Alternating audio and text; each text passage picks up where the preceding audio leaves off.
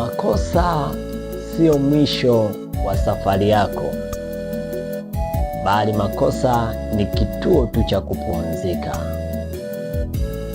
Unapokosea leo, unapopata tatizo leo, usione kana kwamba hapo ulipo ndo mwisho wako, bali hapo ulipo kwenye kosa hilo ndo umepumzika. Lakini kumbuka kitu kimoja, safari yako bado inaendelea.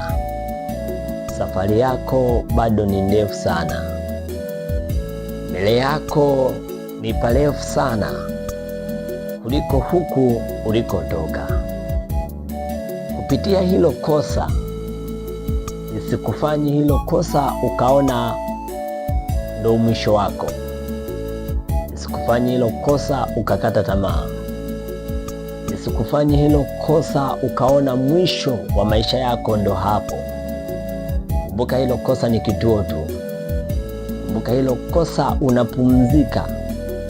Lakini ukiwa unapumzika, huku akili zako zinawaza, ukiamka hapo unaanzia wapi? Ukiamka hapo unapiga hatua gani? Ukinyanyuka hapo ni wapi unapoelekea?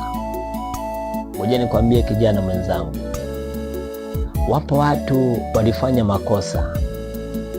Walipofanya makosa wakaona hapo ndipo mwisho wao. Wapo watu walikosea. Walipokosea wakaona safari yao imefika mwisho.